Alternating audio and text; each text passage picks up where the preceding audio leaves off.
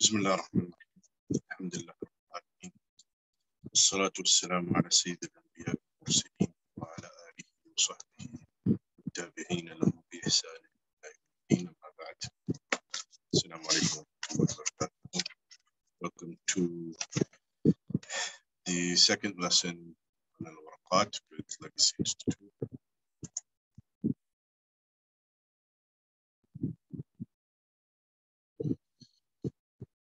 And this week we want to start our discussion on al-Waraqat of Imam al-Haramayn, al-Maali al-Juwayni.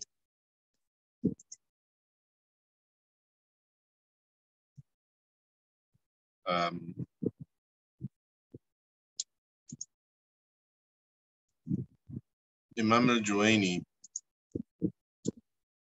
he is Abdul Malik ibn Abdullah ibn Yusuf ibn Muhammad ibn Abdullah ibn Hayyuya al-Juwayni al-Nisapuri, Imam al-Haramayn, Abu al-Maali, and he is the son of Sheikh Abu Muhammad al-Juwayni.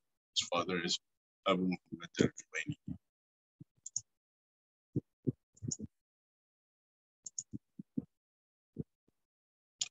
So, for starters, his father, Abu Muhammad al-Juwayni,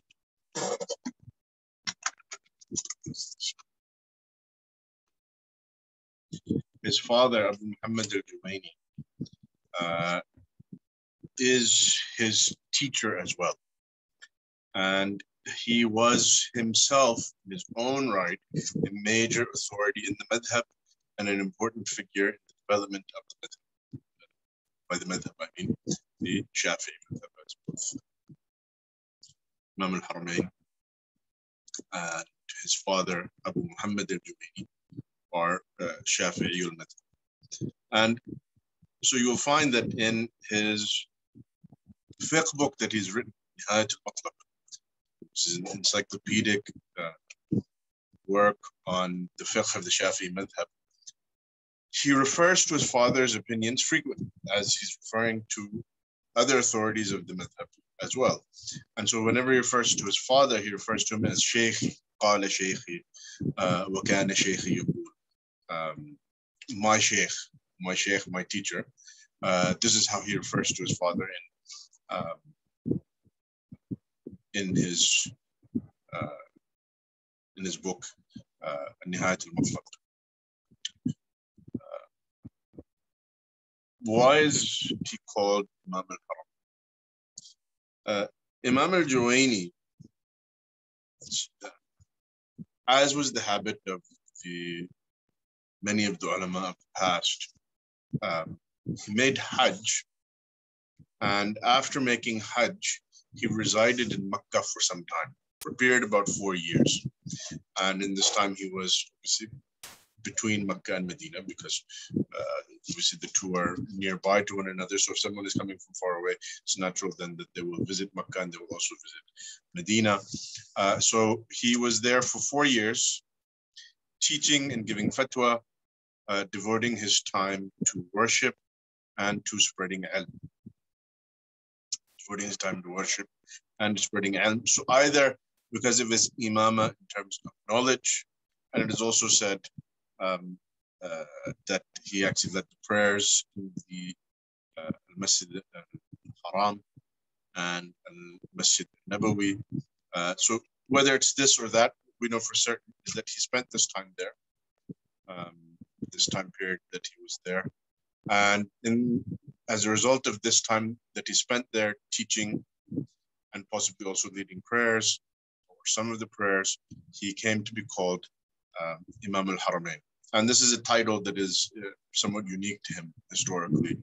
Whenever you hear the title Imam al-Haramayn, then know that it is referring to Abu al-Maali al-Juwayni, the author of al-Waraqat and many other works in fiqh and usul al-fiqh and ilm al-kalam. Al-Madrasa al-Nizamiyya. This picture, which we've included in the cover of, or in the flyers for the course, this is a picture of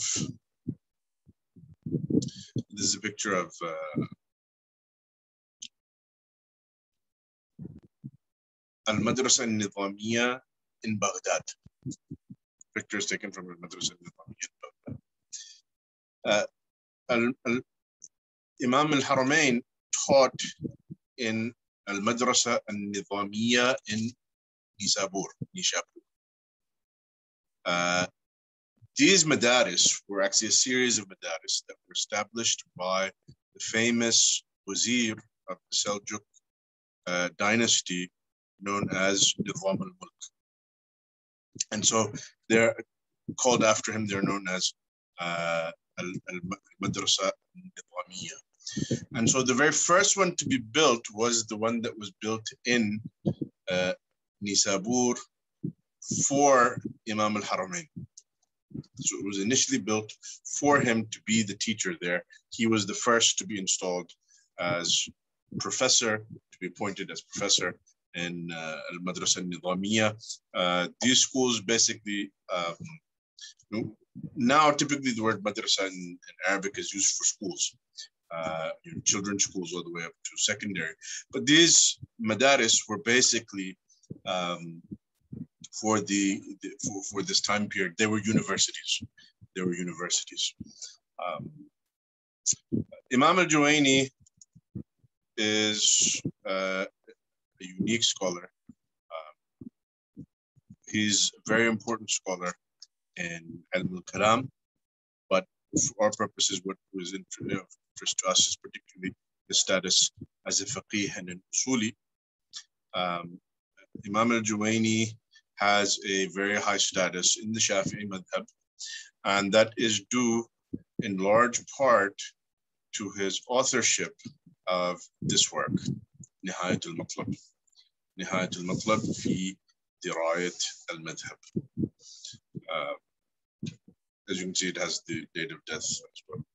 His date of birth and date of death cover. He was born in the year 419 Hijri. He died in 478 Hijri.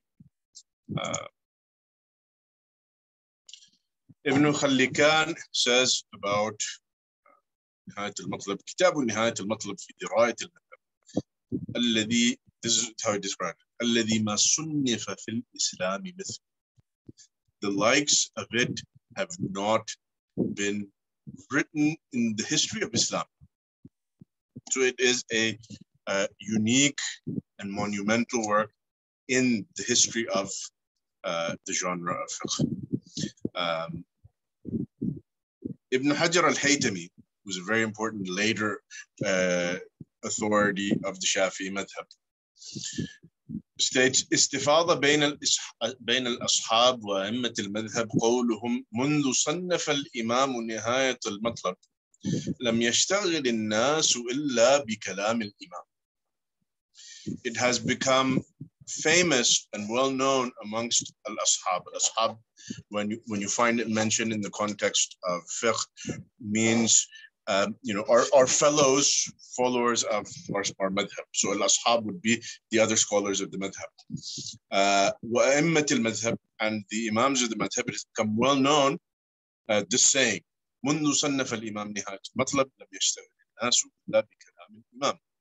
Since the imam, since al-Juwayni wrote نهاية المطلب لم يشتغل الناس إلا بكلام الإمام, that the scholars of the madhab have all of their efforts don't go outside of the words of the imam. The work that the imam wrote is the basis of the madhab. It is the basis of the madhab. And the reason for that is that after Imam al-Haramayn wrote Nihayat al-Matlab, this work was an extremely important reference work for scholars who came after him.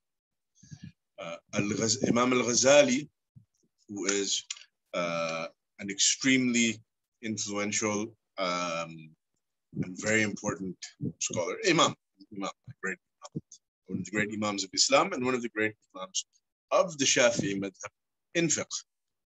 And like Imam al-Haramayn, his teacher, he's also a great usuli, faqih, mutakallim.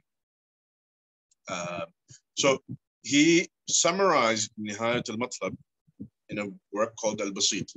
Al-Basit is, as of until today, unpublished, but many sections of it, or even probably the majority of it, has been edited. Tahqiq has been done of it as Rasail Jami'iyya, as graduate theses in various universities, such as Qura University, Medina University, and elsewhere. But as of yet, it is unpublished. He then summarized that in a intermediate work, which he titled Al-Wasit. Al-Wasit basically means, a full-length treatment of fiqh. Al-Wasit is an intermediate length treatment of fiqh. And then he further summarized that in Al-Wajiz. Al-Wajiz is a short mukhtasar. It's a short manual of relatively brief compared to the other works. The other works are multi-volume works.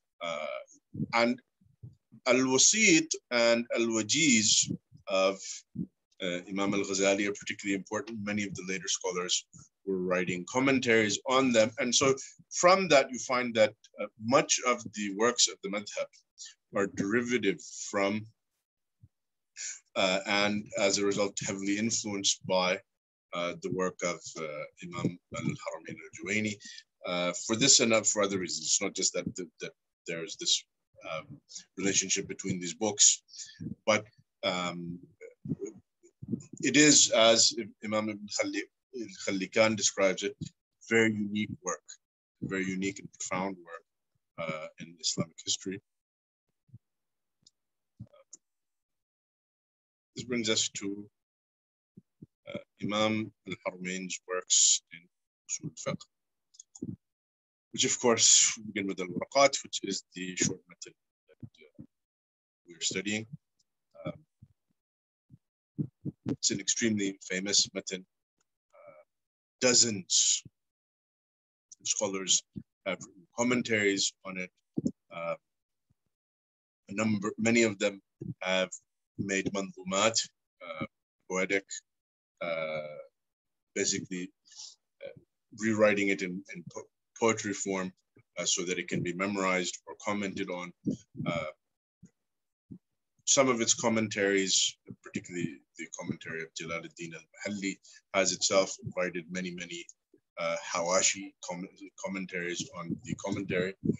So it's an important and influential work, but it's a very short work. And it does not represent the final opinions of Imam al-Haramayn on the issues that he's discussing. It is a short treatise of a few pages that he wrote, an introduction for beginners. And so you shouldn't assume then that the opinions that he mentions here necessarily represent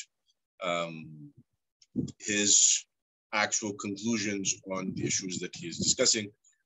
In a host of places, you'll find that his more important work, which we mentioned briefly, in fact, will go against what he has said in al-Waraqat.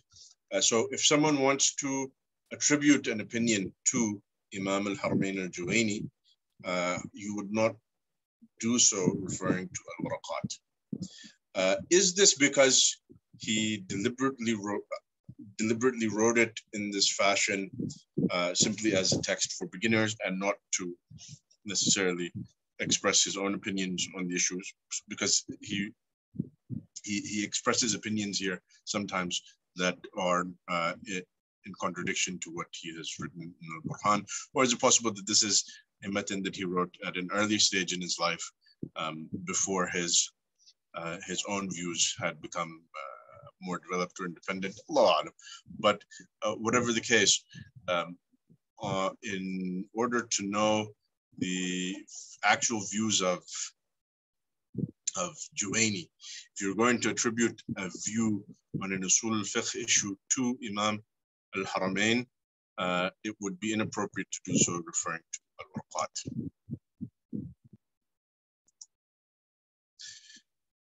This is a longer work. It's published in 3 volumes, Kitab al-Talkhis fi Usul al-Fiqh by al-Juwayni. But again, this work is not dedicated to the opinions of Imam al-Juwayni, because it's called Kitab al-Talkhis. Talkhis means to summarize. And in this work, he is in fact summarizing the work of al-Imam al-Baqillani, al-Taqrib wal-Irshad. The Taqrib wal-Irshad is a work that was an extremely important work, extremely influential work, and it was clearly a major source for Imam al-Haramayn himself.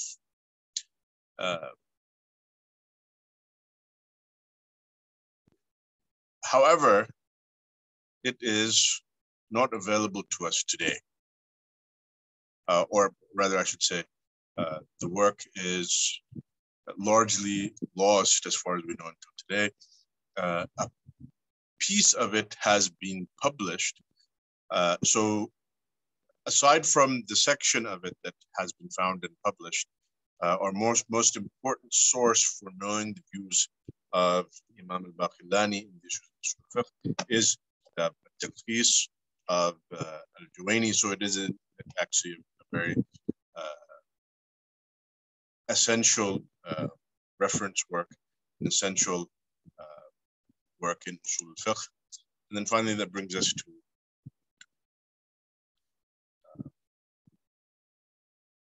al-Burhan fi Usul al-Fiqh. Burhan fi Usul al-Fiqh is the most famous work of Imam al-Juwayni in Usul al-Fiqh. And this is the work that represents the opinions of Imam al-Juwayni and his own tahqiqat on the issues of Usul al-Fiqh. So if you're going to refer to Imam al-Haramayn's opinions, this is the work to do it from. Like his status in fiqh, he's an extremely important scholar in fiqh, particularly Shafi'i fiqh, is also considered one of the muhaqqiqeen, if not the greatest of the muhaqqiqeen in Usul al-Fiqh. And so this is an extremely important work. Anyone who is a serious student of fiqh and Usul al-Fiqh, I would highly encourage at some point when you're ready, maybe obviously someone who's currently just starting to read al-Waraqat, al-Burhan will be over your head. But for serious students of fiqh, Usul al-Fiqh, this work is an essential read. And it is important in your studies to focus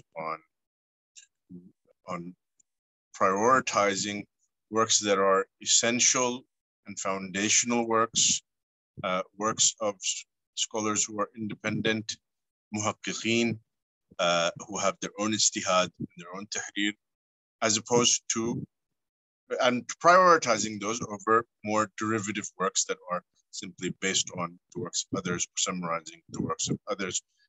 Because it is in these works that you will find the ideas, the core ideas, being discussed, debated, critiqued, and hashed out. And so, life is short, and in every science of the ulum shar'iyya, you will find that there are countless works that have been written. And so it's not feasible to read them all. So you should give focus to the most important ones. And al-Burhan clearly is one of them. Likewise, if someone is going to specialize in usul fiqh, meaning as a scholar, and when I say specialize, I don't mean that you go to the university and you choose this department or that. That's not what I mean by specialization. I mean your intent is truly to master a particular genre. In that case, it would behoove you to read everything. In the particular field that you are seeking to specialize in and master, it's important to read everything. Read as much as you can.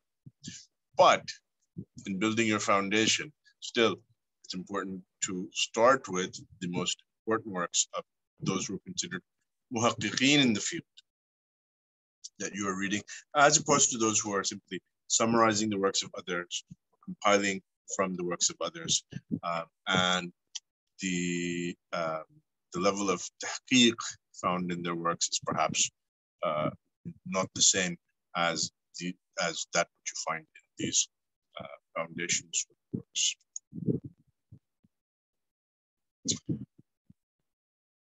Which brings us to the text of al-Waraqat.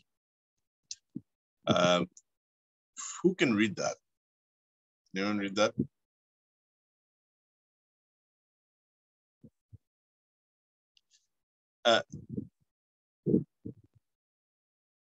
Amar, you care to jump on the mic and give a shot reading the text? I don't know if you have it.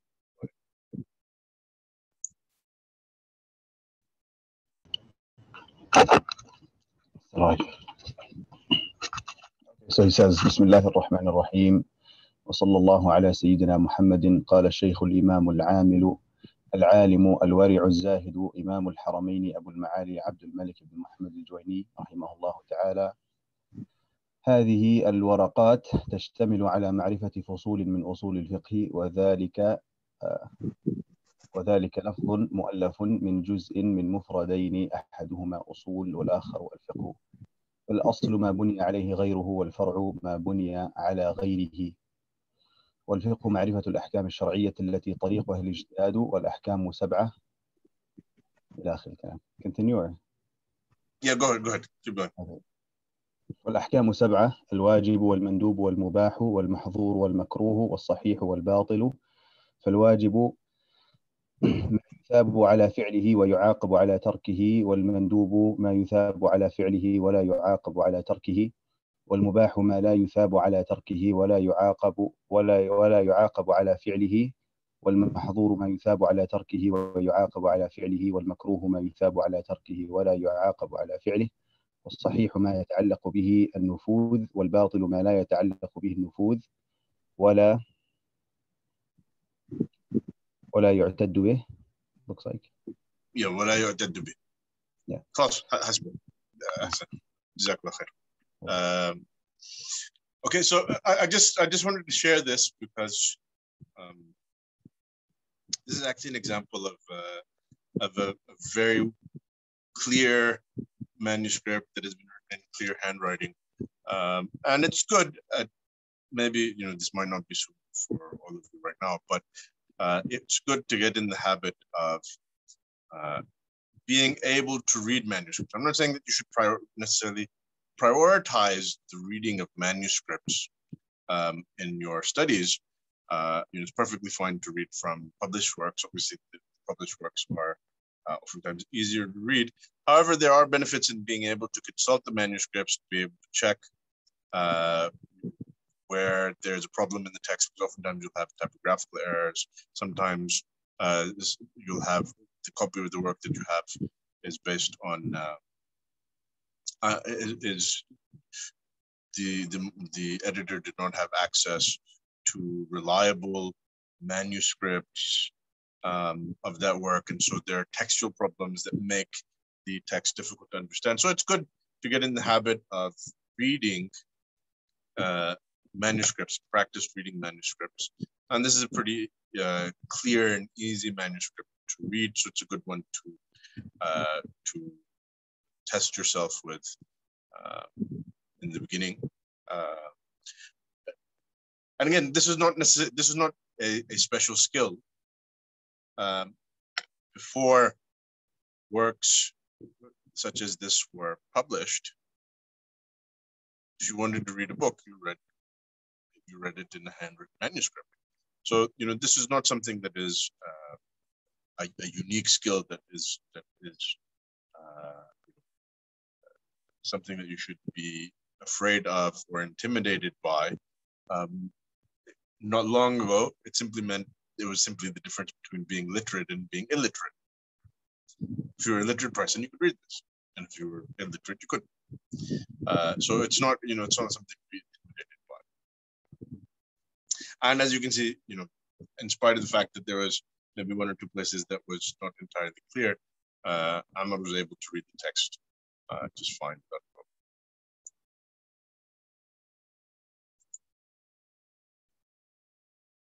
Okay, so in this discussion of Ahkam that came up, I just want to point out that Ahkam can be divided into.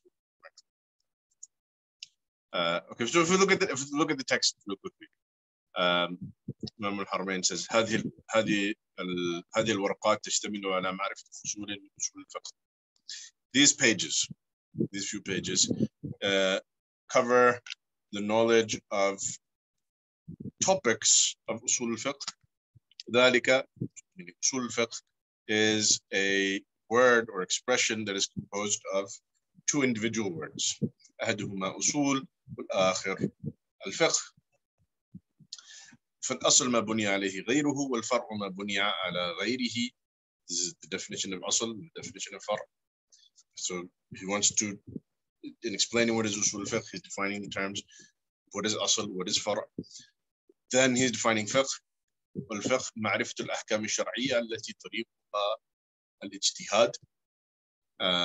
So he has defined fiqh as معرفة الأحكام الشرعية, knowledge of the ahkam.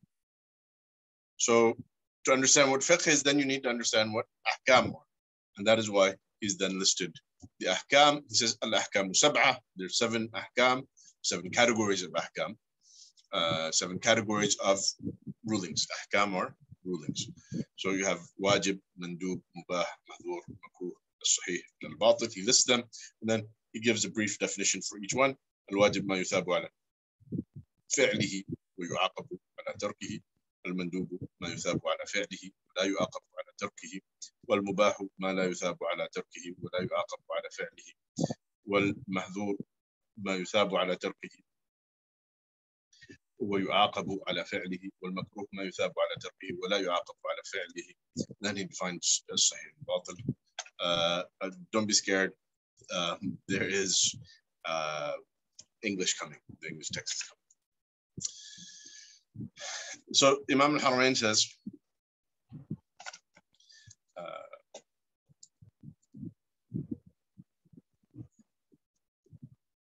هذه ورقات تشتمل على معرفة فصول من أصول الفقه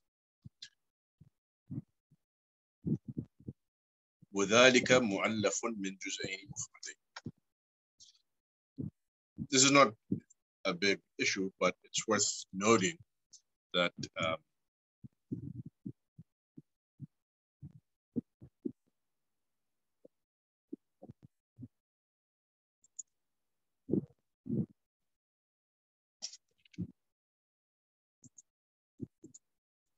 in the text, وذلك لفظ. ذلك لفظ مؤلف من جزئين مفردين. You also notice that there is no hamza here on top of.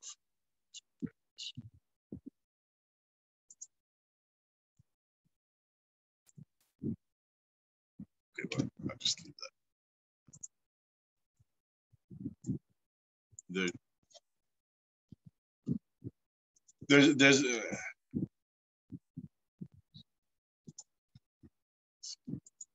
There's no hamza here on top of the wow, but you're supposed to read it as hamza, not as wow. ذلك لفظ مؤلف. So it's just worth noting that that when you're dealing with books that have been copied by hand, it's natural that you will have sometimes discrepancies between the different manuscripts. We have discrepancies between the different manuscripts. In the case of a text like al-Waraqat, an issue that comes up is that sometimes what you might find is that words creep into the text. Words creep into the text from commentaries. Sometimes someone might be actually writing the text relying on a work that has commented on a copy that had commentary with it. And so things that were words here and there that were part of the commentary might be found in some places as part of the text. That's just something to be aware of. If you have taken a look at the Tahqiq of al-Nabhan that I shared with you of al-Waraqat using many different manuscripts, you'll note that there's a lot of issues there with the text of slight discrepancies between the different different manuscripts, and al-Waraqat in particular. There is a bit of an issue with this, although they're generally differences that are relatively inconsequential. So Imam al-Haramayn says هذه ورقات تشتمل على معرفة فصول من أصول الفقه وذلك مؤلف من جزئين مفردين. These pages, هذه ورقات, or actually would be better to translate this as these are pages that comprise the knowledge of aspects of the principles of Islamic law. This is how I've chosen to translate Usul al-Fiqh, and inshallah next week we'll deal with the definition of Usul al-Fiqh, the technical definition of Usul al-Fiqh that Imam al-Haramayn has given. It consists of two distinct parts. This is actually not a good translation. It consists of two distinct parts. وذلك مؤلف من جزئين مفردين actually means that the expression usul al-fiqh is made up of two individual words that are combined to make this title, usul al-fiqh. He then goes on to note here that the text skips ahead to فَالْأَصْلُ مَا يُبْنَى عَلَيْهِ غَيْرُ وَالْفَرْعُ مَا يُبْنَى عَلَى غَيْرِهِ. In some of the manuscripts, including the one that we looked at, you have it says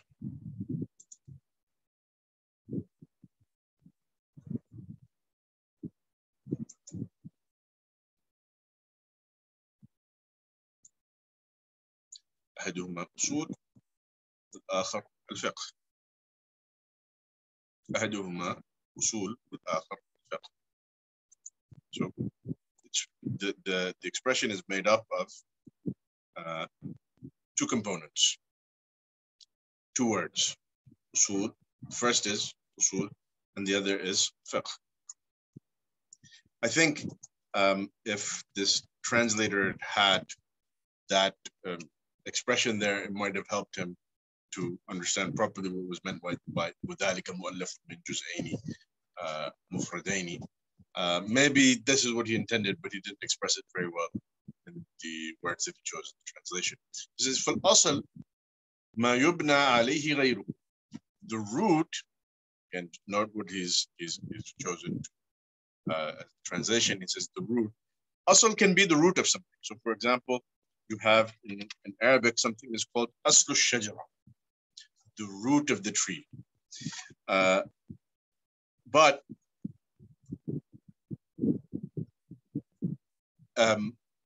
if you're talking about a structure, if you're talking about a building, for example, or a wall, then asl would be better translated as the foundation. Foundation, as opposed to the root, because in English we say trees have roots. Buildings don't have roots. So if we're speaking about building on something, a better translation here would be the foundation.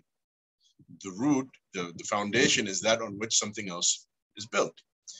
And the branch, when you're building something, the branch maybe is not the best word here, although far' can be a branch. So in the case of a structure, the far' would be basically what is the structure that is built on it, but it's dependent on asl, and that is the relationship between asl and far'. That the far' is dependent on the asl. I don't really want to get into too much detail. There's a little bit of debate amongst the Usuliyin as to what is the most appropriate linguistic definition of asl and far', because, for example, in Arabic, you can say that the father is the asl and the son is the far'. And so you wouldn't say that the son is built on the father, and that doesn't make much sense.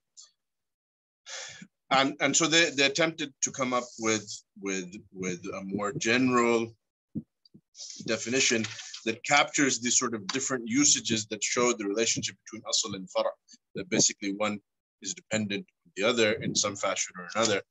However, I think that although you find many of the later Usuliyin, they do this, think that their zeal here for trying to come up with a comprehensive definition of the word asl is somewhat misplaced, to say the least.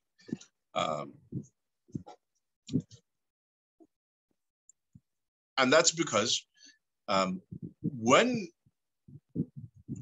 you deal with definitions of technical terms that come up in the Islamic sciences, such as mustalah al-hadith, such as fiqh, you'll oftentimes find, and this is something that you're going to, many of you will already be familiar with, those who are studying this for the first time, get used to it, because you're going to see a lot of it. You will see that they will bring a term, and then they will define it. And they'll say, the meaning of this term linguistically is such and such. And then its technical meaning is such and such, or its shar'i meaning is such and such. So for example, salah in the Arabic language means prayer, supplication, dua. In the Sharia, the word salah is used specifically for a particular form of ritual prayer, which begins with the takbir and ends with the taslim, and it's composed of recitation of the Quran, standing and bowing and sajda, prostration, and so forth. So you find, this distinction that is made, first the linguistic definition, and then the technical definition. It's important to note that the purpose of mentioning what the word means in the language before explaining what it's been used for in the Sharia, or what it's been used for as a technical term in a particular science. The purpose of the linguistic definition that comes first, before that second definition, is because there's a relationship between the meaning that has been chosen for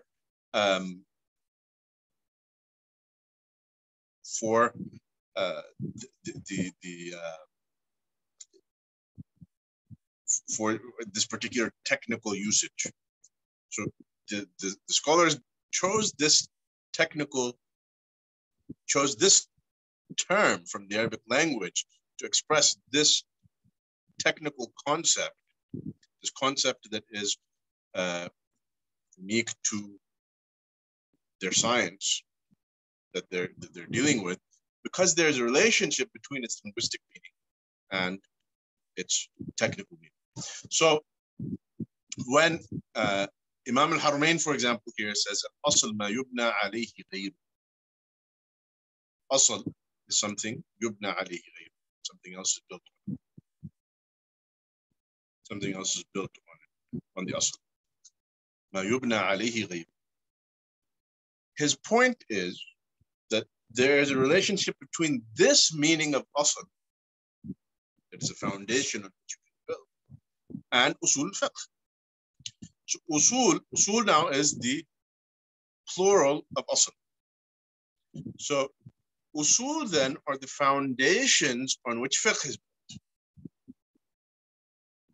So the fact that a father can be called asl and his son can be his fara'. The relationship that exists there is not like the relationship that exists between the foundation of a building and that building.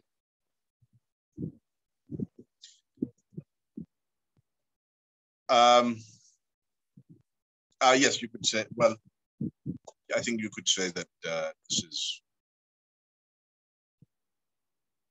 yeah, maybe it's a rasm.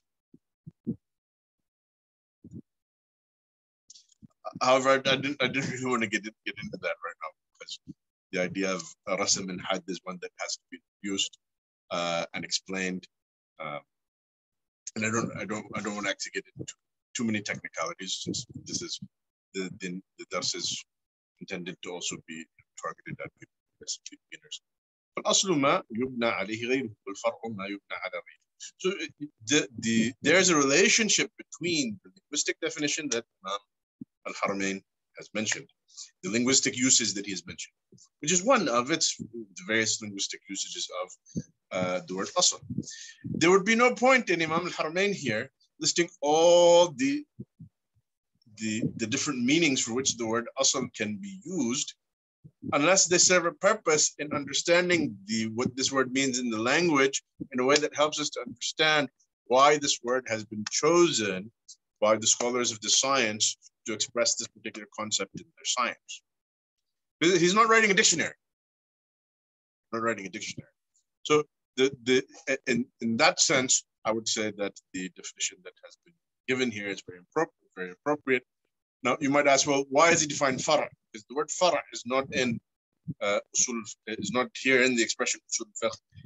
He's mentioned fara' either for the purpose of understanding the relationship between the two, because you have two terms that basically that have a relationship with one another. One is sort of the counterpart to the other. It helps to know the other term in order to understand its meaning better, because the contrast helps to illustrate the meaning. Then with al-fiqh, he doesn't mention linguistic definition. He jumps into the technical definition. Fiqh in the language, the Arabic language, means understanding. And a number of scholars have said that fiqh particularly refers to understanding of things that are not immediately obvious, things that are subtle, things that are hidden.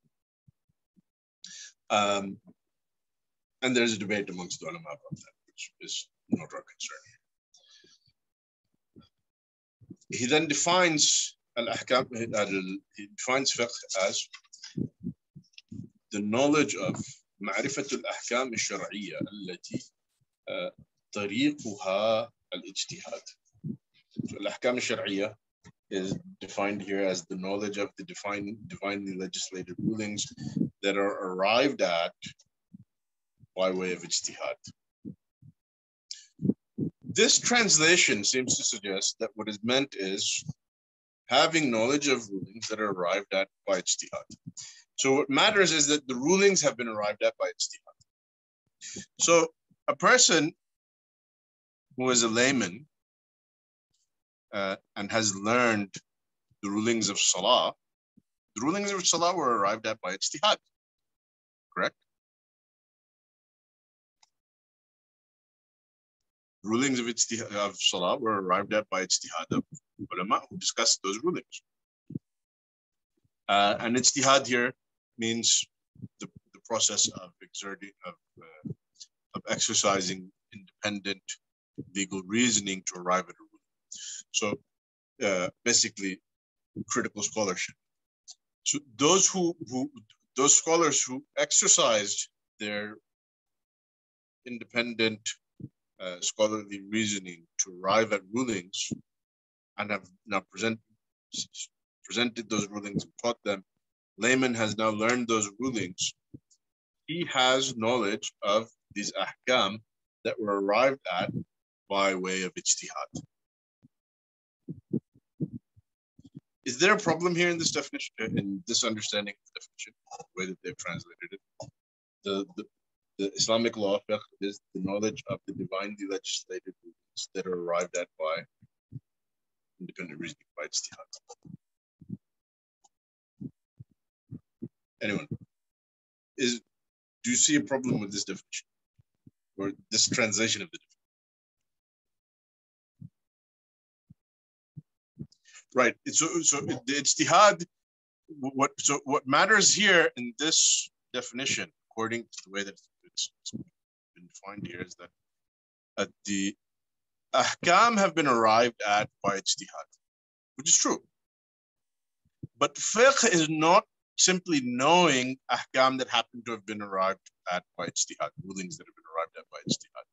Fiqh, what Imam al-Haramayn intends is that fiqh is the knowledge of those rulings that is reached by, it is the knowledge that is reached by ijtihad. So in other words, allati here is not describing al-ahkam, it's describing ma'rifah.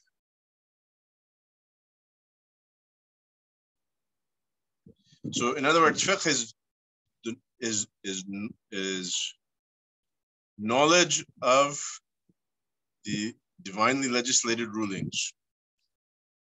That knowledge having been arrived at by ijtihad. That knowledge having been arrived at by ijtihad. Why this distinction? Or what is the purpose of this distinction? Why have commentators mentioned this? The reason that they mention this is because if we didn't understand it in this way, as Imam al-Haramayn intended for us, we would be implying that the layman who knows these rulings, even if he did not perform ijtihad to arrive at them, is a faqih, because he possesses knowledge of these rulings, and knowledge of these rulings is what constitutes fiqh. So therefore, the person who knows these rulings is a faqih, even if there was no ijtihad on his part involved at arriving at those rulings. So as long as someone has done ijtihad to arrive at them. Now this is a little bit pedantic, but you'll find that again in works of usul fiqh and their commentaries often have these sorts of very precise discussions about the meanings of terms and the understanding of definitions. So for Imam al-Haramayn, fiqh is a quality of the mujtahid. Fiqh is a quality of the mujtahid. Fiqh is the knowledge that is possessed, that is arrived at by ijtihad. Then Imam al-Haramayn goes on to say, ijtihad is it is exerting one's full effort to arrive at the correct ruling when performed by a person who is qualified. And this is referred to in the Hadith of Prophet إذا حكم الحاكم, when a judge makes a ruling, فاجتهد رأيه فأصاب, and he then exerts his utmost effort to arrive at the correct ruling, and he in fact arrives at the correct ruling, فله أجران, has 2 rewards, and if he performs ijtihad, if he exerts his utmost effort to arrive at the correct ruling, and then errs, falls into error, then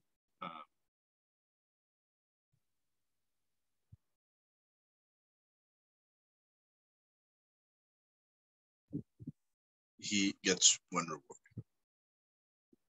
So this is where the concept of ijtihad comes from. If you could please save questions till the end. So then he goes on to say, al-Ahkamu sab'a. There are 7 categories of ahkam.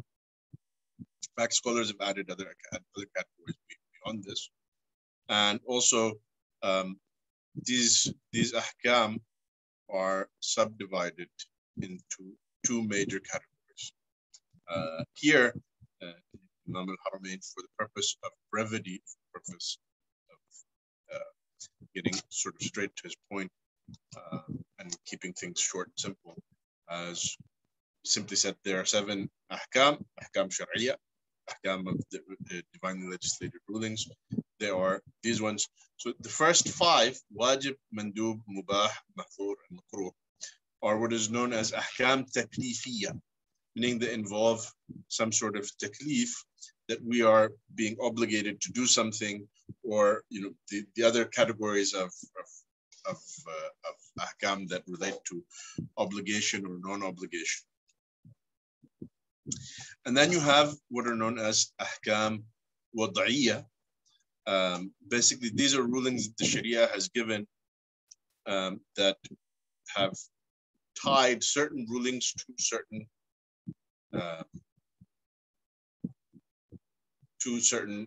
factors. And this encompasses a host of different rulings. Amongst them are sahih al-fasid, as it states here, or sahih al-batil, as is in most of the copies, I think.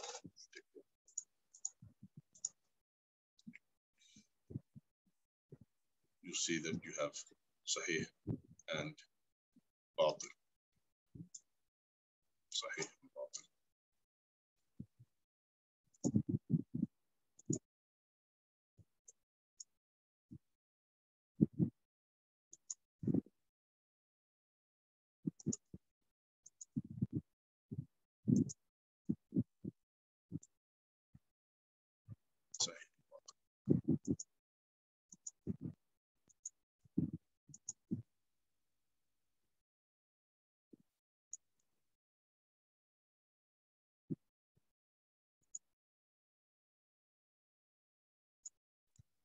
So you have sahih and batil. You'll note in the translation they put sahih and batil. So something funny was going on here. They were translating it, or when they were reproducing text.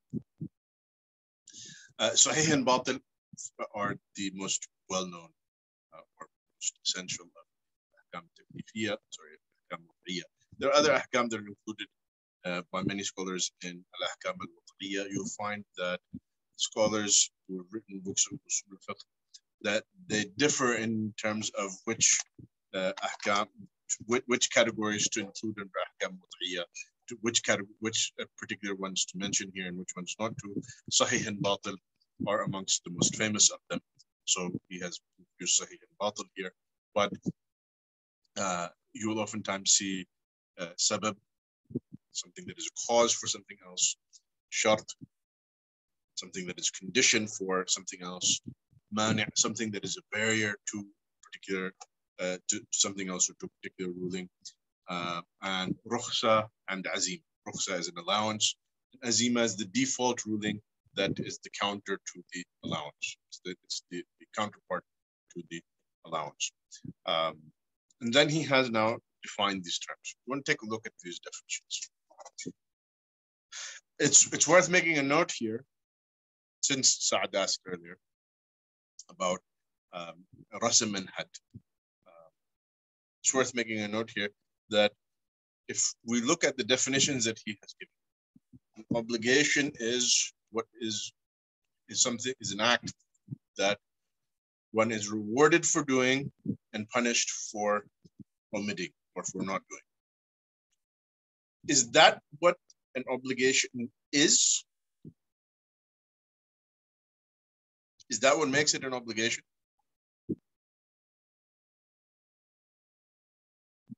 Is that something that is essential to the concept of obligation?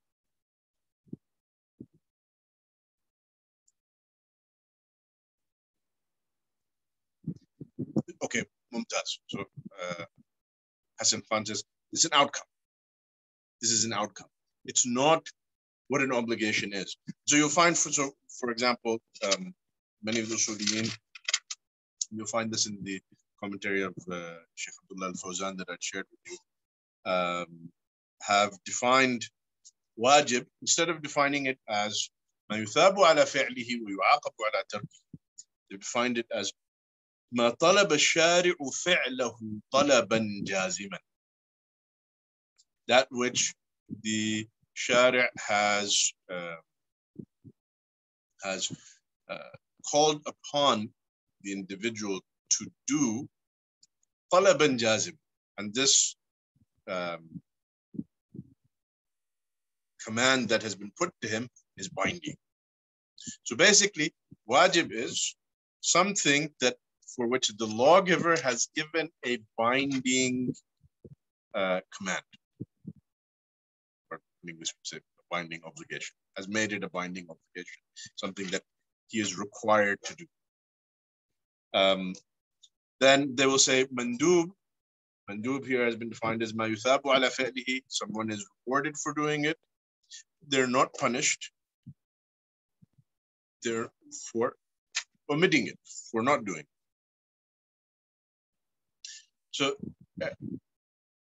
So then other usuliyin will define mandub as ma talabahu ash-shari'u fi'lahu talaban ghayra jazim. It's a non-binding request. Request is not the word. Maybe a better word for this one. It's a non-binding instruction. Okay, so that's good. So we'll say wajib are binding instructions that the lawgiver has given, that one is required to do. And mandub are non-binding instructions that are not requirement to do.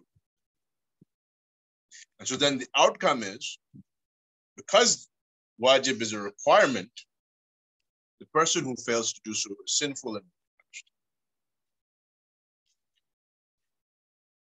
Because mandub is something that is recommended, it is not a requirement, you will be rewarded for doing what the lawgiver has encouraged you to do, the shari'.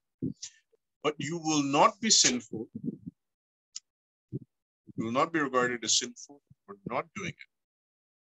And consequently, there will be no punishment for omitting or neglecting to do so.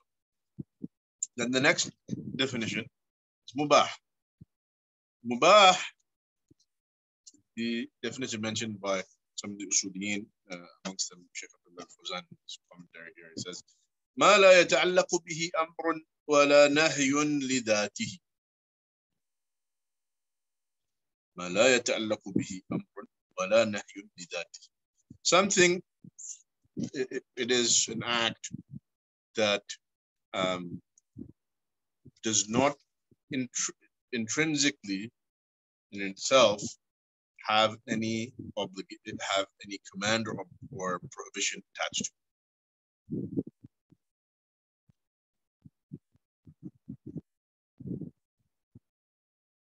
The definition he given here in al-Waraqat is ما لا يثاب على فعله ولا يعاقب على تركه. One is not rewarded for doing it, nor is he punished for omitting it. And that makes sense, since there's no obligation, there's no command attached to it, there's no instruction from the lawgiver for us to do this. There's no reward for doing it. Something that you've chosen to do. Same time, it's not something that he has prohibited. So therefore, there's no punishment if you do it. You've not gone against any prohibition. That makes sense. But there is a problem here. When we say shari', we mean Allah subhanahu wa ta'ala. Shari' is a term that is frequently used in the context of in the books of Usul. There's a problem, however, with this definition. Anyone have any idea what the problem is with this definition? This particular definition from Mubah that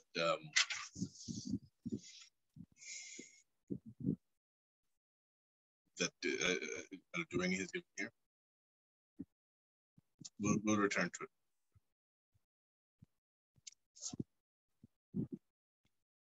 I'm not talking about the term lawgiver, I'm talking about the definition of Mubah that al-Juwayni.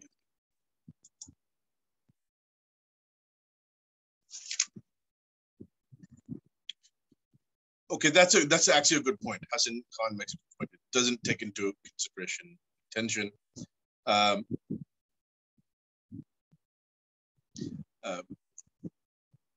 One can be rewarded for doing mubah.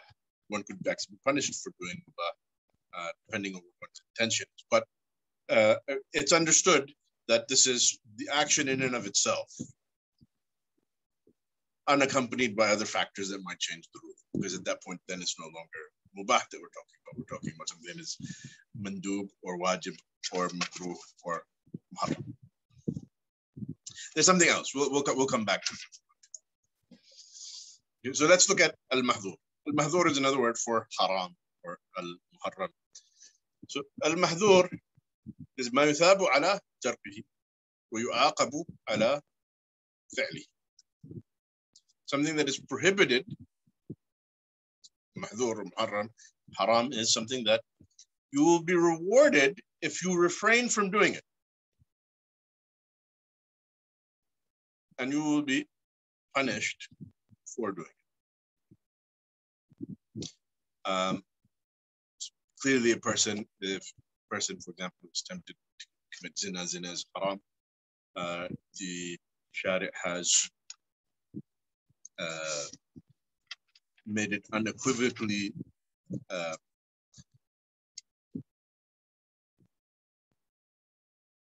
requirement for us to avoid. So clearly a person who does it is sinful. A person who is sinful is deserving of punishment. And a person who stays away from it is praiseworthy and is deserving of reward. This is clear. Makruh. ما يثاب على ترك ولا يعاقب على فعله. So makruh, something disliked, is something that you will be rewarded for staying away from it, but not punished for doing it. And if you look at the definition that other usuliyin have given, say muharram is ما طلب الشرع تركه طلبا جازما. So actions that the Sharia has instructed us in a binding fashion, it's made a requirement that we stay away from. And makruh then is ما طلب الشرع تركه طلبا غير جازم. So it has instructed us to avoid this action, but has not made that binding. It's not a binding instruction. It's not a requirement of us. So that's how they define it. So these two different approaches to definition. One of them is known as had, because it's defining something by its essential qualities that make it what it is. A rasam is something that defines. A rasam is a category of definition. It's an approach to definition where definition that is given is something that distinguishes the object being defined from other things in a manner that is clear, but it's not necessarily describing it in a fashion that explains its essence of what it is. So here was the outcomes. So these 5 ahkam are being explained and distinguished from one another by their outcomes, not by an explanation of what they in fact are. And that is the difference between what is known as had and rasm. And these types of definitions and the distinction between them, this is something that comes from ilm al-mantiq, and it's important and influential in usul fiqh and in the Islamic sciences generally, that ulama take into account these different approaches to definition. Okay. So now if we go back, when defining terms, and this is another important aspect of the methodology laid out in ilm al-mantiq for definitions. A definition is required to be what is known as jami' and mani', meaning that it should be a precise definition, doesn't leave anything out that is part of the term being defined. So it's comprehensive in covering everything that actually falls under that term. And at the same time, it is precise in that it doesn't leave the door open for something to be included under that definition, which is not actually part of the term. So jami' means encompasses everything that actually falls under the term. Mani' means that it excludes everything that doesn't fall under the term. And we'll see with examples with looking at these definitions one by one how that works. Okay, so wajib, ما يثاب على فعله. Mubah is excluded on account of this part. ما يثاب على فعله. Makruh is excluded by ما يثاب على فعله. Haram is excluded by ما يثاب على فعله. Okay. Is that clear?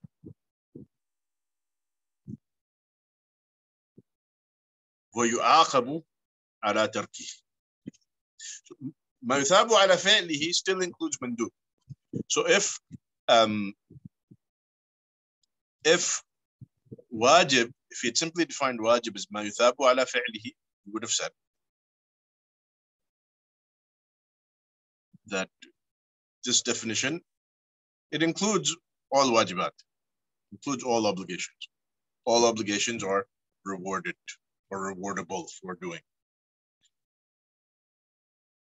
But it also includes recommendations, because recommendations are also rewardable. Recommended acts are also rewardable. And so there is a problem then here with the definition, because it hasn't excluded mandub.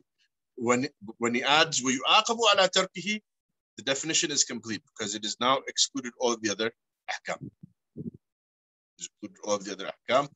And this definition is precise because it includes wajib and it doesn't allow anything else into the door that would count that is not wajib. And it is also a valid definition because there's no form of wajib that falls outside of this definition. But there are other sort of very technical objections to these definitions. So, for example, well, a person might fail to do an obligation and Allah might forgive him. He'll never get punished. And that's true. It's a little bit of nitpicking because I don't think anyone understands from Imam al-Haramayn's definition that he's given here that is intended. Anyways, what is meant is yastahiq al-iqab. And so some of the ulama, they changed the expression. To be more precise, they changed the expression. Say, wa yastahiq al-iqab. Would be deserving of punishment. And then it is up to Allah subhanahu wa ta'ala whether he chooses to punish him or not. Second definition, ما يثاب على فعله. ما يثاب على فعله, we already saw that it excludes mubah, makruh, and muharram. ولا يعاقب على تركه, this then excludes wajib. So the definition of mandub then is sound.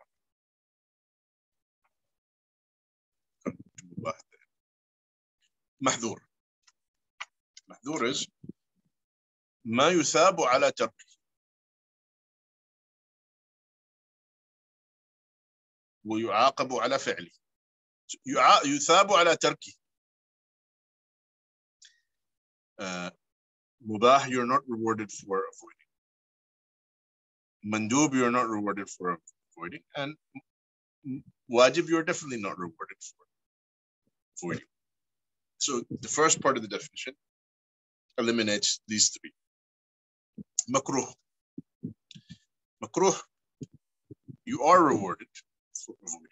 So if the definition would stop here, ma yuthabu ala tarkihi, the definition would be deficient because it doesn't eliminate makruh, makruhat from falling under the definition. So the second part of the definition, wa yu'aqabu ala fi'lihi, you will be punished for doing it or be deserving of punishment for doing it.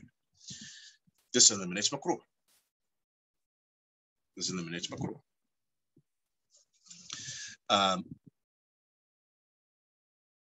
And so then the definition is complete. Although again, this point that we made about وَيَسْتَحِقُّ الْإِقَابِ وَيَسْتَحِقُّ الثَّوَابِ, if we were to make this distinction and say that this is something that is essential to the definition here, يُعَاقَبُ عَلَى فِعْلِهِ مَا لَا وَلَا يُعَاقَبُ عَلَى فِعْلِهِ, this would mean that that something that is, for example, a person commits zina and then Allah forgives him, that would mean that his zina is makruh because he was not punished for it. And so this is why they're making this distinction with يستحق العقاب as opposed to يعاقب على فعله. But as I said, that's clearly this is not what is intended by those who made this definition.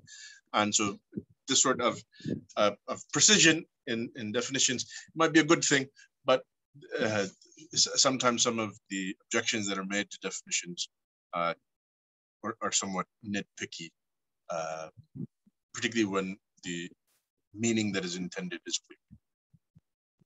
مكروه ما يثاب على تركه ولا يعاقب على فعله. You will be rewarded for not doing it. This eliminates everything but haram.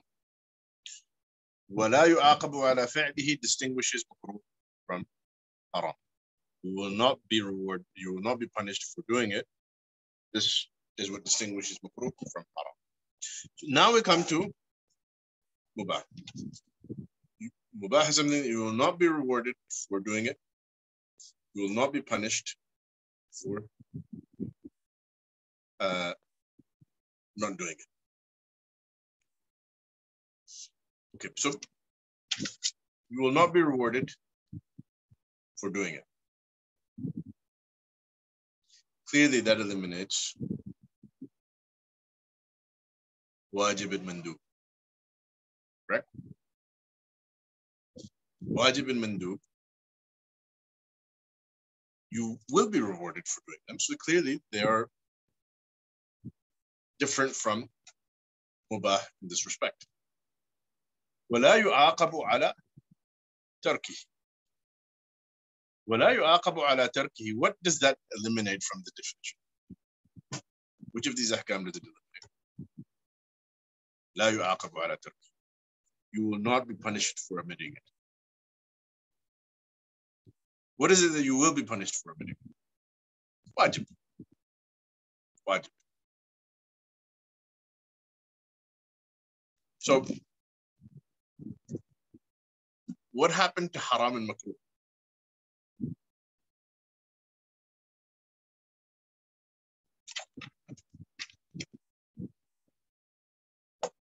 Consider this. Haram. Will you be rewarded for doing haram? No. لا يثاب على فعله applies to haram. Will you be punished for avoiding the haram? No. So this definition, it doesn't exclude haram. Does that make sense?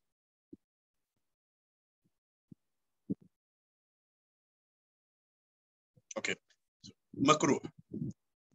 لا يثاب على فعله. Will you be rewarded for doing makruh? Okay, so then makruh is like mubah, and that you will not be rewarded for doing it. Will you be punished if you fail to do a makruh action? No. So like mubah, makruh la yu'aqab ala tarki. Do you see what the problem is with the definition here?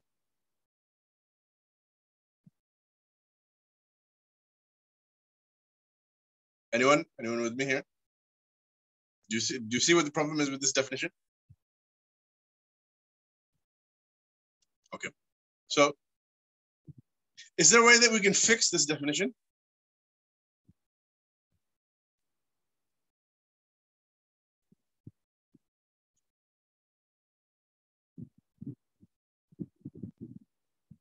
How would you, anyone have a proposal to fix this?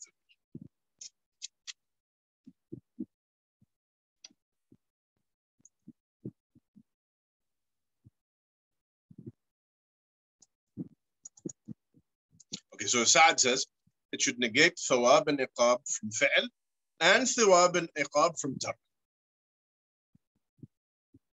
So we could say ما لا يثاب ولا يعاقب على فعله ولا يثاب ولا يعاقب على تركه. Or you could put it another way. I'm basically expressing it the way that Saad has. You could say ما لا يثاب على فعله ولا تركه. There's no reward for doing it nor for leaving it. Nor is there punishment for doing it nor for leaving it. ولا يعاقب على فعله. So in that fashion, it would then eliminate makruh and haram. Now, in reading these definitions, would any of you have read this and without having applied this sort of test to it to see how the definitions work? What do they apply to and what do they not apply to? Would you have read this and say, so makruh and haram are categories of mubah? Would you have understood that?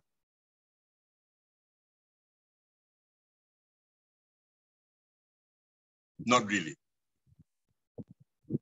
In fact, as I was preparing for this lesson, I read over these ibarat a number of times, thought nothing of them.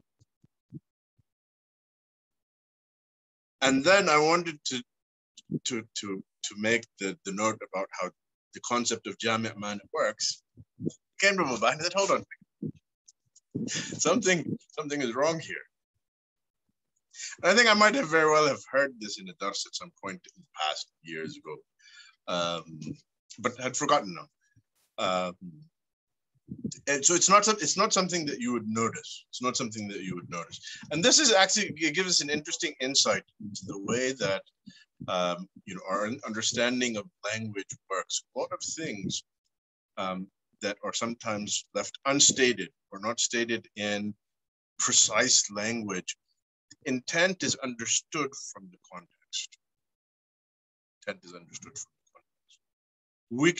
Anyone who reads this will naturally assume that mubah is intended to be distinct from all the different categories.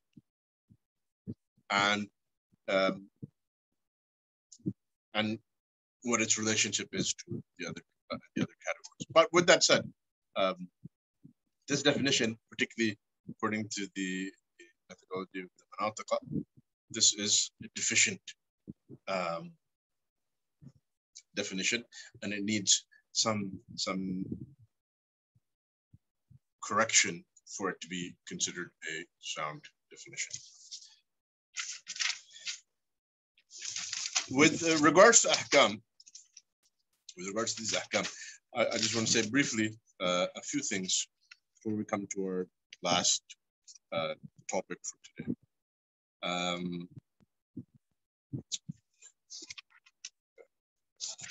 Firstly,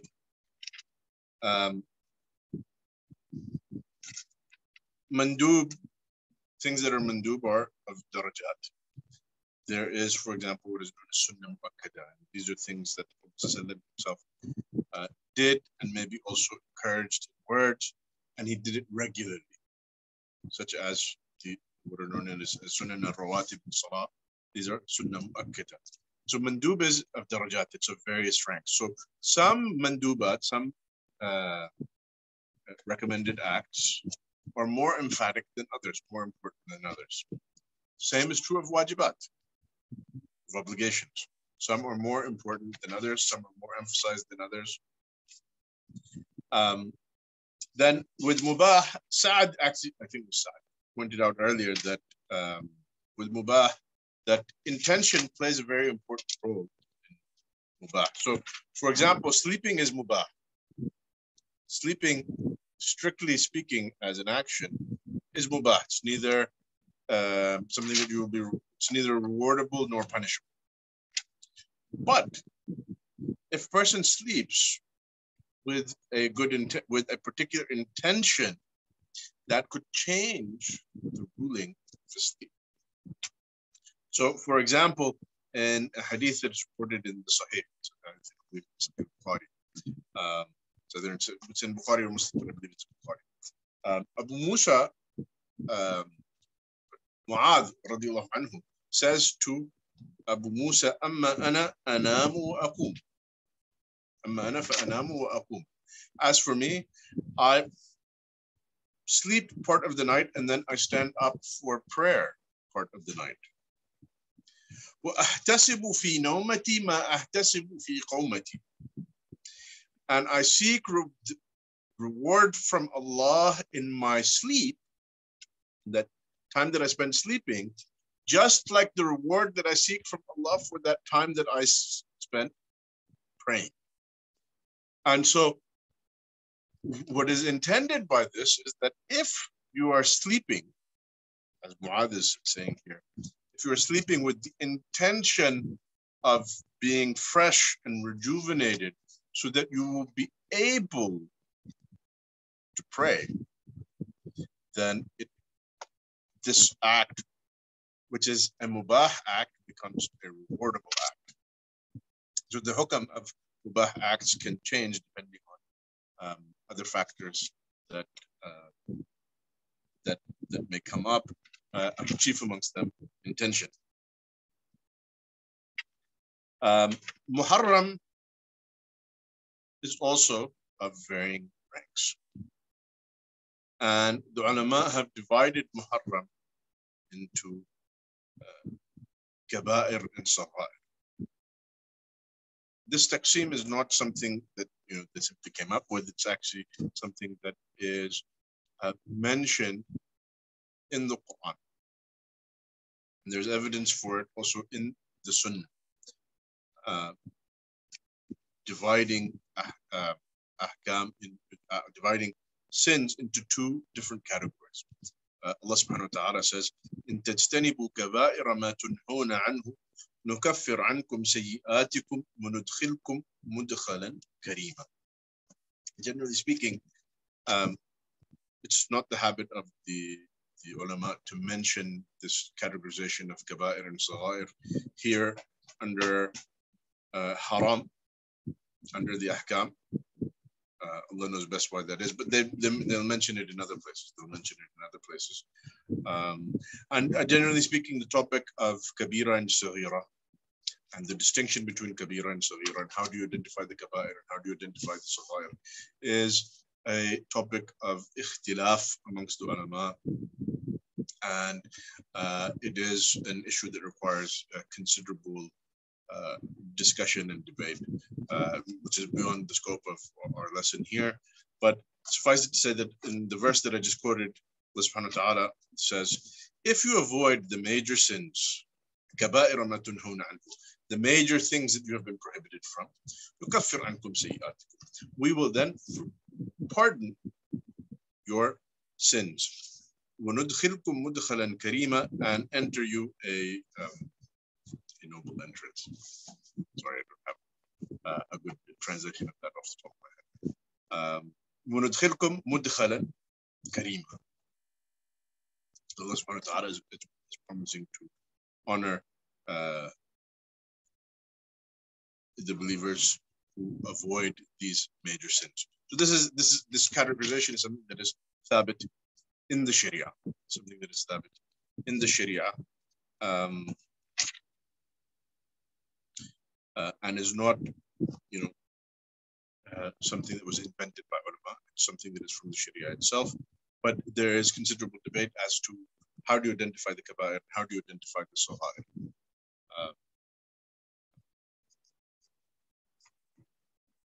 Then if we look at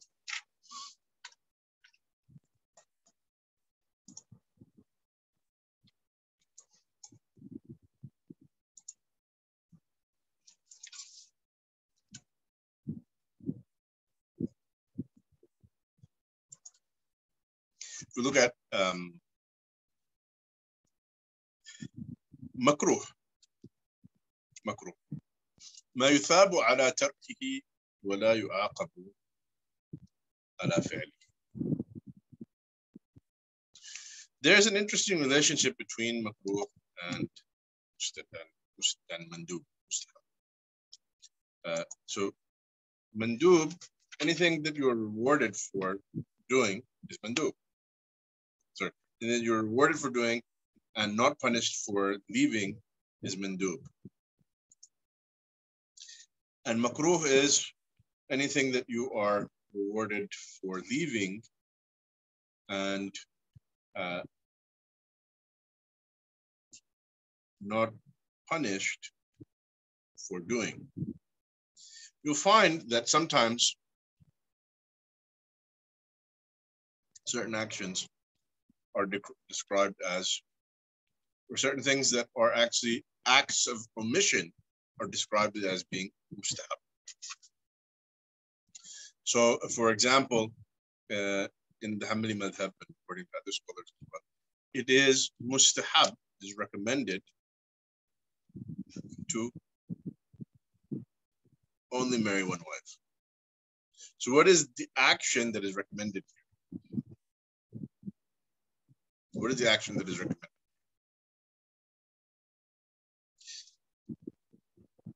No, the action that is recommended here, it's true, marriage is recommended.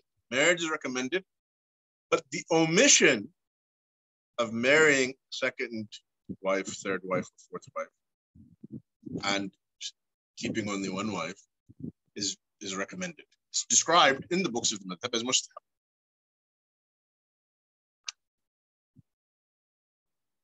If we apply this definition, because what is being described here is a tark, it is an omission, it is an act of omission. If we apply this definition here, ما يثاب على تركه,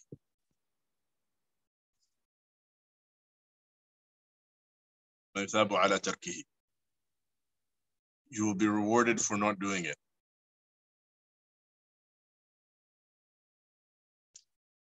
This definition implies that you will be rewarded for not taking a second wife, according to the ruling that we mentioned. This is mustahab. So does that mean then that taking a second wife is makruh?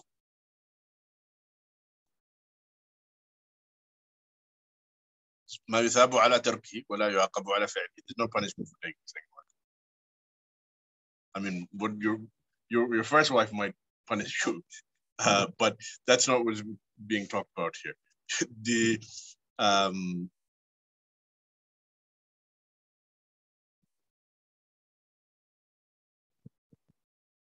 sorry, Saad. So because of the had definition of makruh.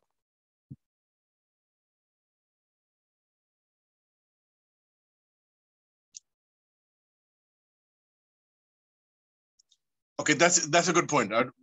We'll get to that. With the rasm, with this definition, the rasmi definition that al-Juwayni has given here, does it apply to this ruling of these?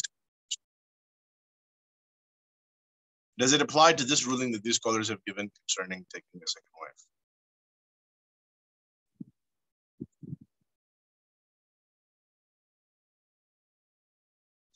Because when we say it's mustahab to keep one wife, what we're saying, the action that you're doing that is mustahab is not taking a second wife.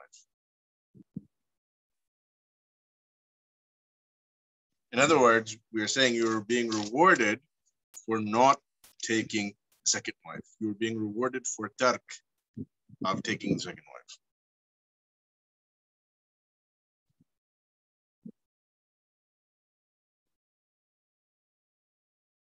The definition, as far as I can see, it applies. This definition that we're discussing here, it's applicable.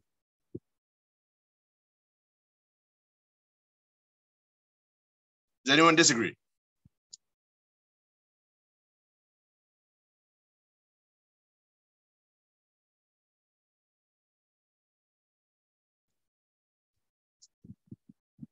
I'm not discussing what the actual ruling is here. And I'm not discussing when this ruling might change. I'm discussing the concept of makruh. Discussing the concept of makruh. Our purpose here is not to discuss the rulings of specific fiqh issues. The place for that is in a fiqh class or in a fiqh book. Right now we are understanding the application of these concepts and trying to make sure that we grasp these concepts. Based on this definition, the implication of saying this is mustahab is this saying that sticking to one wife is mustahab is the same as saying taking a second wife is makruh. Not that the fuqaha have used that language. Not that the fuqaha have used that language. That brings up another discussion, which is, well, Saad has alluded to this. Shortage of time, I'm not going to go into this, but is this the case with all other definitions? And it brings up a further discussion. You have a discussion that some of the usuliyin, they said there's a distinction between what is called makruh and what is called khilaf al-awla. Makruh means disliked. We're going to translate it into English. Makruh means disliked. Khilaf al-awla means, basically not the ideal. Not ideal. So makruh is disliked. Khilaf al-awla is not ideal. So some ulama have said that basically the distinction between what we call makruh is that makruh is something from which there is an actual, intended prohibition from the Sharia. Whereas, not an intended, a targeted prohibition from the Sharia. Whereas,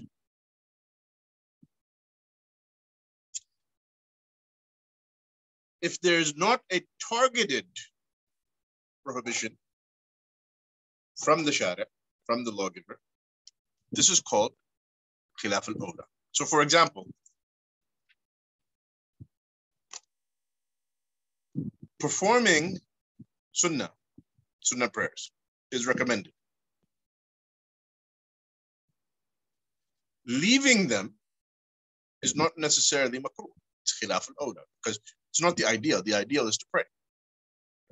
But the problem that opens up is that the problem that would be opened up if we simply said all of these things are makruh is that anytime you don't do any mandub, you would say that's makruh.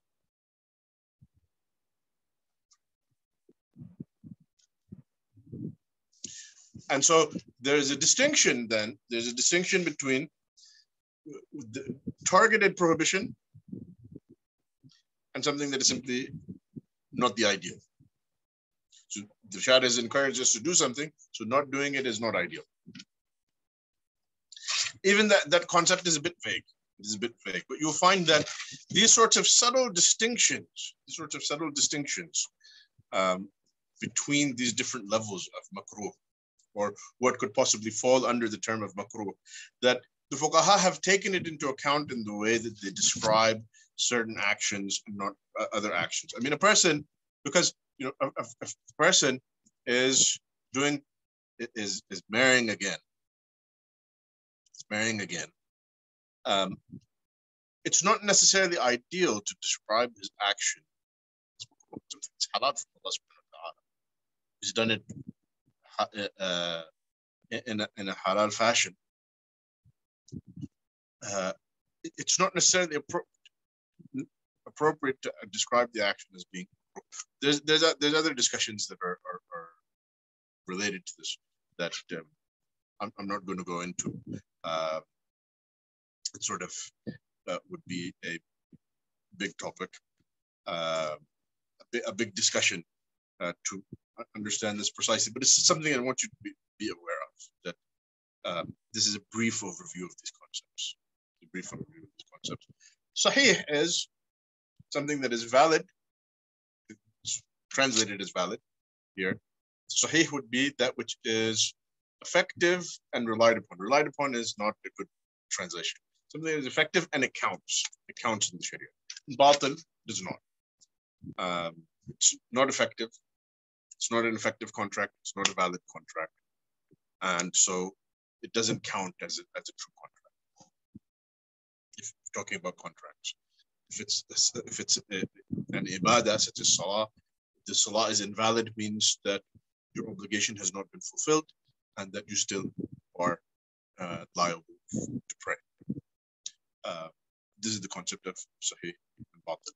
And there's a lot of discussion surrounding these that we won't get into. This brings us to our last discussion. And this is just food for thought. Is bid'ah hukm? Does it belong in the Ahkam Shari? We talked about, for example, you have kaba'ir and sagha'ir. They're not mentioned oftentimes in the discussions of Ahkam in the books of Usul Fiqh. But as kaba'ir and sagha'ir basically ranks of Haramat, so they belong under Haram. What about bid'ah? What about bid'ah? So Amr asks, can bid'ah take the Ahkam Khamsa? So it's not a hukm. Then, because it can be any of these things. At the very least, it's not a hukm taklifi. Maybe is it a hukm wad'i?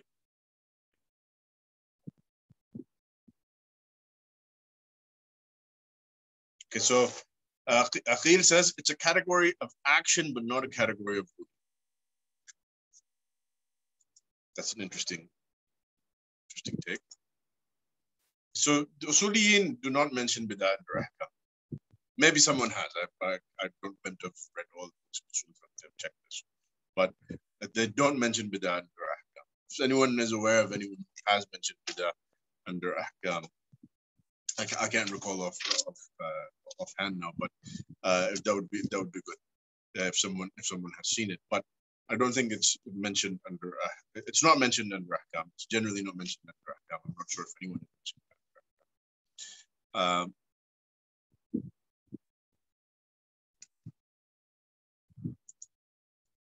I want you to consider this. The Shari' says, Prophet ﷺ says, every bid'ah is misguidance. We have this other quote, what an excellent bid'ah this is, from Umar, speaking about Taraweeh. So the Prophet ﷺ said, Kullu bid'atin dalalah. Every bid'ah is dalalah. Kullu muhdathatin bid'ah, kullu bid'atin dalalah. Every bid'ah is misguidance. Umar says about Taraweeh, what an excellent bid'ah this is. Is there a contradiction here? There is a seeming conflict between these two statements. How do you reconcile between these two statements?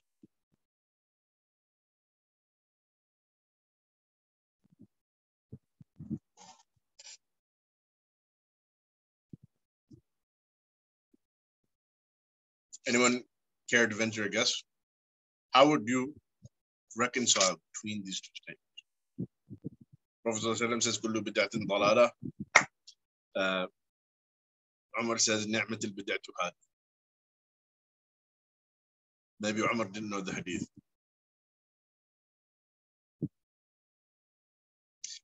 What do you think? Is that a reason? Is that a compelling explanation?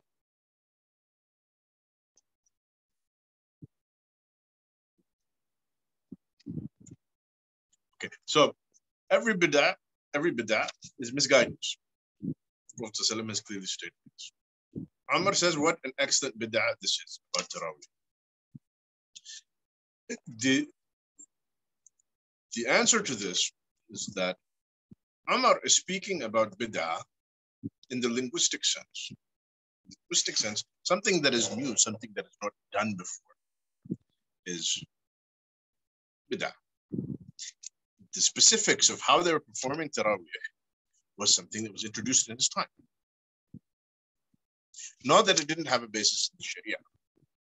So it therefore, in the Arabic language, can be described as bid'ah. But bid'ah in the Sharia has a more specific meaning. Remember, we talked about Salah has a meaning in the language, and it has a meaning in the Sharia. Likewise, bid'ah has a meaning in the language, and it has a meaning in the Sharia. So when Prophet ﷺ says, Kullu bid'atin dalala, he means it in the Shar'i sense of the term. And so the Shar'i sense of the term has a more specific meaning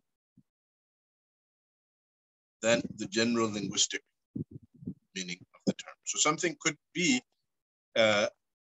described in the Arabic language as being bid'ah and not be bid'ah in the Sharia. This is important when we come to this discussion of how do we define bid'ah. Amr has suggested earlier, or has alluded earlier to the idea that bid'ah can be divided into categories. So you have bid'ah that is muharrama, bid'ah that is makruha, you have bid'ah that is mubaha, you have bid'ah that is mustahabba, and bid'ah that is wajib. I said al-Ahkam al-Khamsa apply to bid'ah. Or put in a simpler fashion, you have oftentimes some ulama will mention that bid'ah is bid'ah hasana and bid'ah sayyiyah. And basically, what is intended by those who use this two-part categorization and those who mention this five-part categorization is basically the same. To keep things simple, it's basically the same. And then you have other scholars who say that no, there is no categorization. There are no categories of bid'ah. Bid'ah is all dalala. What is the difference between these ulama who are doing the taqsim that I mentioned and those who are not making taqsim of bid'ah into different categories? We're categorizing bid'ah into different. So you have a group of ulama who categorize bid'ah into different categories, and a group of ulama who say bid'ah is one category. Why does this difference exist? Or how can we understand these two different approaches? Bid'ah in the Sharia has been described as dalala. So bid'ah in the Shar'i sense, the specific sense, in the specific sense that is used in the Shar'i text, is not subject to these ahkam. When Umar said that, when he described at-Tarawih as bid'ah, it was not his intent that it therefore then falls under this hadith of the Prophet ﷺ could do bid'atin dalal. Umar radiallahu anhu is not saying what an excellent misguidance this is. Saying this is something new that someone has done, which is excellent in that it is a means of drawing closer to Allah subhanahu wa ta'ala that is in accordance with the Sharia. That is why it's excellent. Facilitates for people doing something in a manner that is approved by the Sharia. It facilitates for them doing something that is beloved to Allah subhanahu wa ta'ala. And so it is excellent. It is not bid'ah in the sense that addition to the Sharia is bid'ah, because it is not adding something to the Sharia. So those ulama who categorized bid'ah either into two categories, hasana and sayyi'ah, or 5 categories, and said that all of the ahkam khamsa, all of the 5 ahkam, 5 rulings, 5 categories of rulings apply to bid'ah. It was not their intent that that these things are bid'ah shar'an. They're talking about what constitutes bid'ah in the linguistic sense. These different rulings apply to it. And so you find, starting from Imam Shafi'i, and many scholars have used these sorts of expressions that note that use the term bid'ah for some things that are acceptable or praiseworthy, and for, as well as, of course, bid'ah is used for things that are not praiseworthy. So when you find an alim describing something as bid'ah, it's important then to take into account what is the terminology that he uses. Is he someone who uses this approach of dividing the term, of using the term bid'ah for these different categories? Or is he using it in the specific Shar'i sense? Which then leads us to, and this is an important note, that it's important to be aware of the different approaches of the ulama, their different uses of terms, so as not to misunderstand them. Because one alim or a group of ulama or scholars of a particular madhab might use a term in one way, and other scholars might use it in another way. And so it would be a mistake to understand the writings of one scholar in light of a certain understanding of terminology that is not the way that they use that terminology. This is also one of the important benefits of studying usul fiqh, is to learn these different terminologies and to learn their different usages and to be familiar with how different scholars use them. We won't obviously necessarily getting into that much detail in this lesson, these lessons, but it is important for, it's an important note to be aware of as you progress further in your studies. So when we come to speaking about how do we define bid'ah, in particular, we want to define bid'ah in the Shari'i sense. When the Prophet ﷺ said, "Kullu bid'atin dalala," what did he mean? That's a long discussion, so I will give you basically the conclusion. Anything that is attributed to the religion that we can say with certainty is not part of it would be bid'ah. That attribution of it to the religion would be bid'ah. The Prophet ﷺ said, "Man ahdatha fi amrina hada ma laysa minhu fahuwa radd." Whoever introduces into this affair of our religion that which is not from it, it is rejected. And of course, he said, "Kullu bid'atin dalala." Every bid'ah is misguidance. Every bid'ah is misguidance. Some of you might be surprised at this. We've added here to the definition.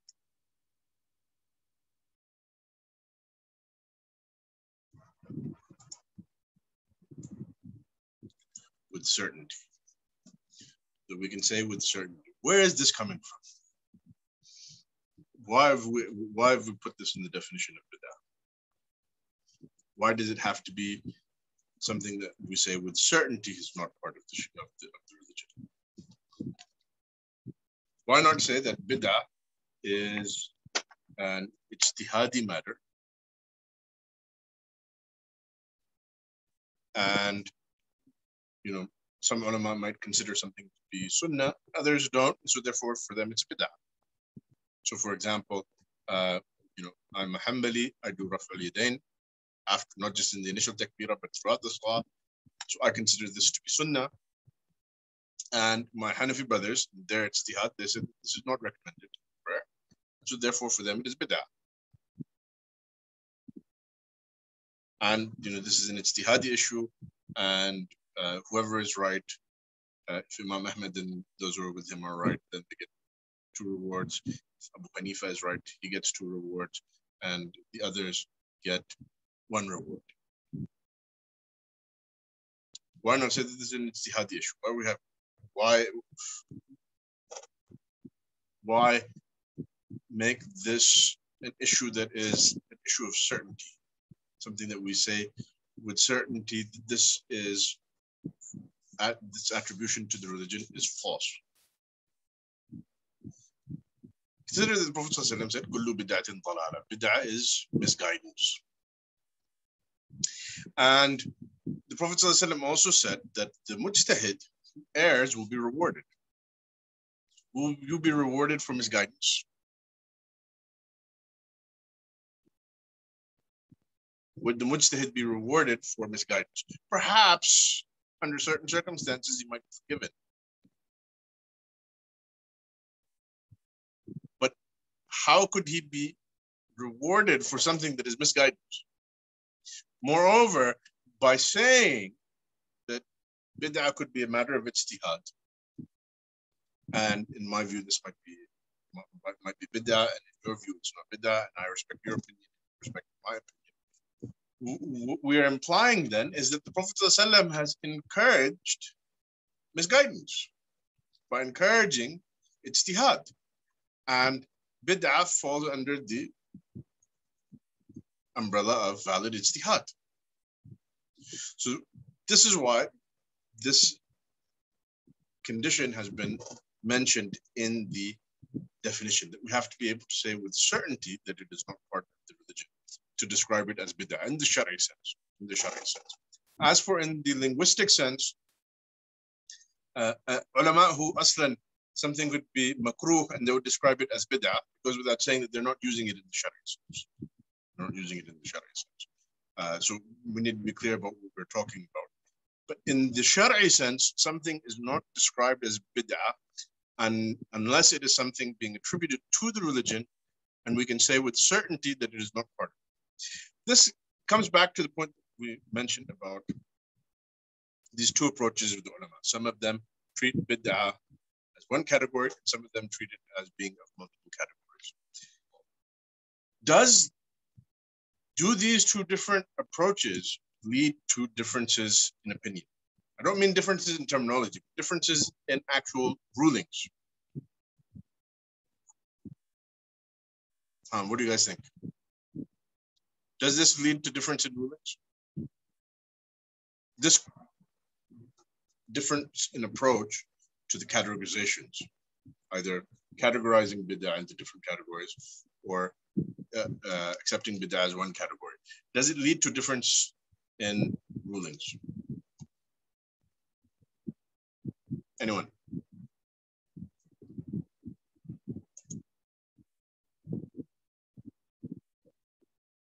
Okay, so I'm not making a point. If it's based on certainty, it should. It's based on certainty, it should. The reality is that there's no problem in someone using this taqsim or using this approach or this approach. The approach that bid'ah is one category, or the approach that bid'ah can be multiple categories.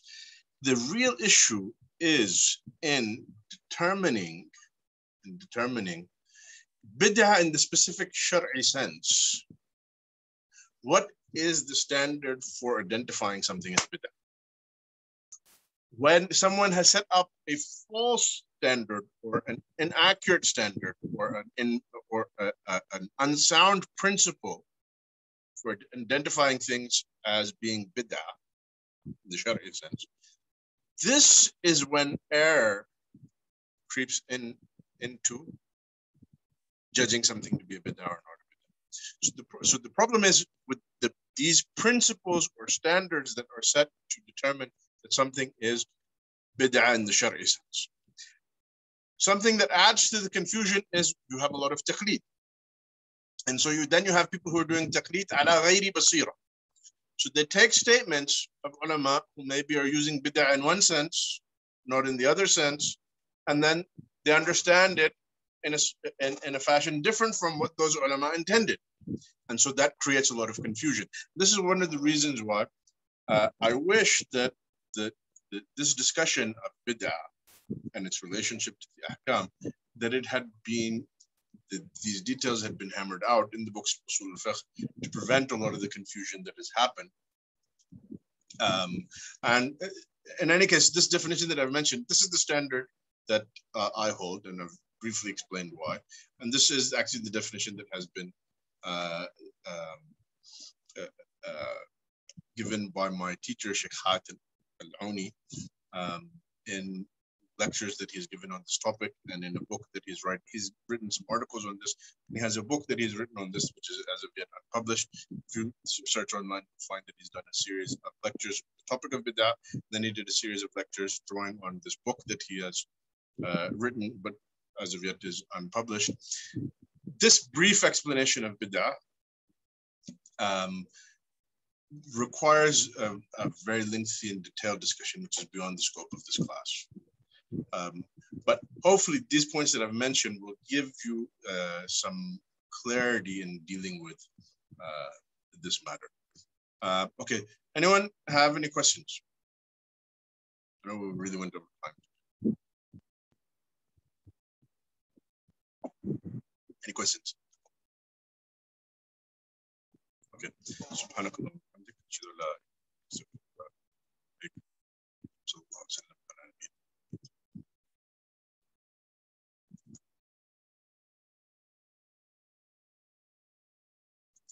In the text, why are some words red?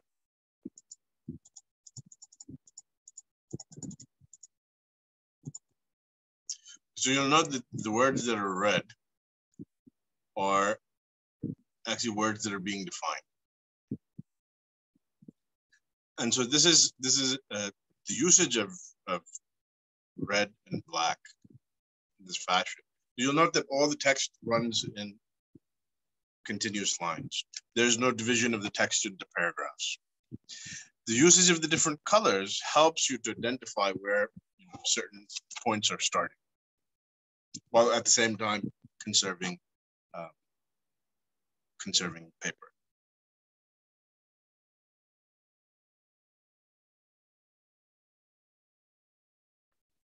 So it serves a practical function.